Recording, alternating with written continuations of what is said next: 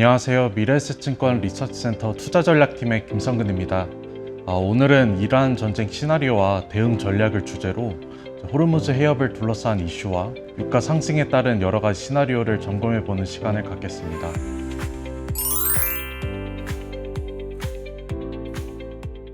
지난 2월 28일 미국과 이스라엘이 이란에 대한 대대적인 공습을 개시하면서 글로벌 시장에 큰 변동성을 일으켰습니다.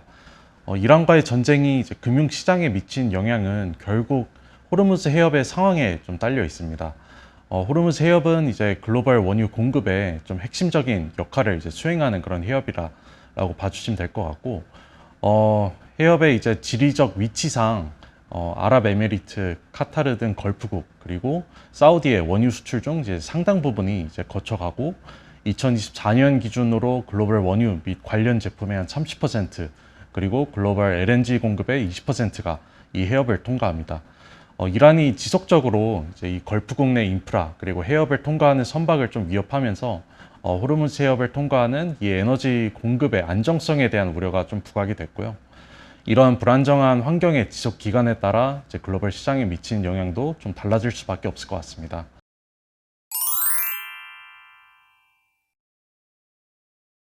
호르무즈 해협을 둘러싼 불확실성이 좀 오래 지속될수록 유가 상승으로 인한 좀 인플레 고착화 우려도 좀 지속될 가능성이 높습니다. 원유는 휘발유 가격에도 물론 영향을 미치지만 각종 상품에 활용되는 화학 제품의 원재료로도 사용되기 때문입니다.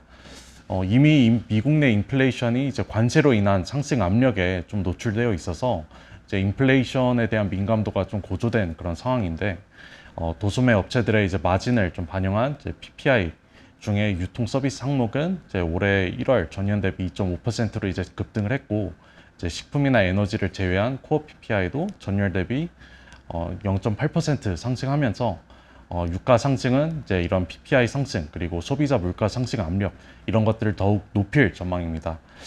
그래서 이런 영향들을 좀 감안했을 때 이번 이란 이슈가 금융시장에 미치는 영향의 강도는 분쟁의 지속 기간에 따라 좀 달라질 것 같습니다. 그래서 기본적으로 좀 생각할 수 있는 시나리오는 트럼프 대통령도 제시한 4에서 5주 내에 좀 마무리되는 경우입니다.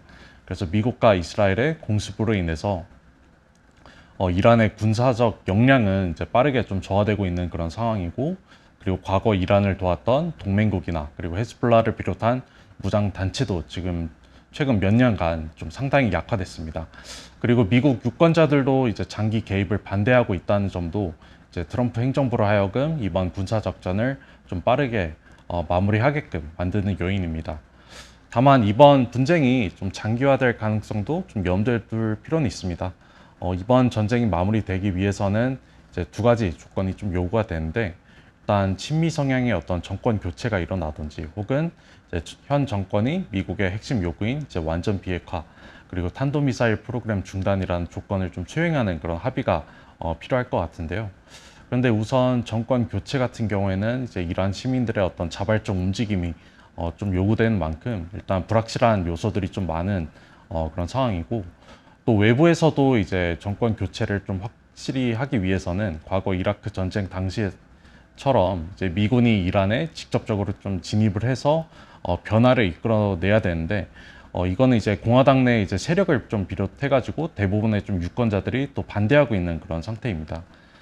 현 정권이 미국의 요구를 좀 수행하는 경우 같은 경우는 조금 더 가능성이 높지만, 이란 정권 관점에서는 미국의 요구를 모두 또 수용한다면 앞으로 정권을 좀 방어할 수 있는 수단을 또 상실한다고 느낄 가능성이 있어서 이것도 쉽지는 않을 것 같습니다. 이란과의 갈등이 또 예상보다 길어질 경우에는 호르무즈 해협의 완전한 차단이 또 최악의 시나리오다라고 보고 있는 상황입니다. 미국과 이스라엘이 이란의 군사력을 좀 약화시키는 데 실패해서 호르무즈 해협이 차단되는 그런 상황이 전개될 경우에는 좀 스태그플레이션 우려까지 좀 부각될 수 있을 것 같습니다.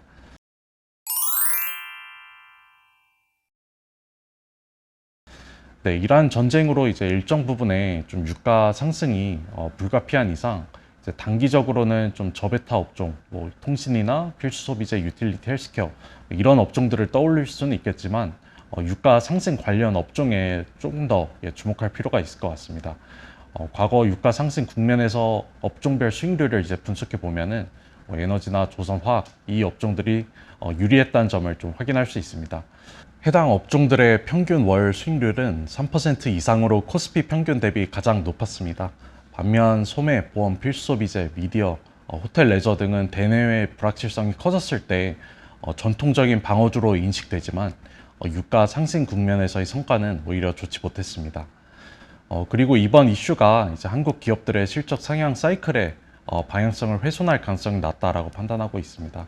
실적 개선의 핵심이 이제 반도체 업종에 미친 영향이 일단 좀 제한적이기 때문이고요. 메모리 수의 이제 60% 이상이 지금 데이터 센터로 향하고 있고, 이런 이란 쪽의 이제 지역에서 조달하고 있는 원재료도 좀 제한적입니다.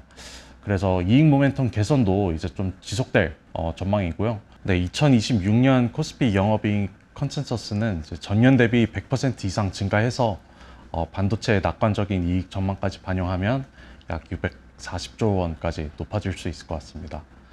네, 그렇기 때문에 이제 이번 지정학적 이슈로 2025년부터 전개되고 있는 한국 증시의 구조적 리레이팅 흐름이 좀 바뀔 여지는 제한적이다라고 판단되고 있고, 반도체, 방산, 전력기계 등의 산업재와 이제 금융에 대한 선호 업종을 유지합니다.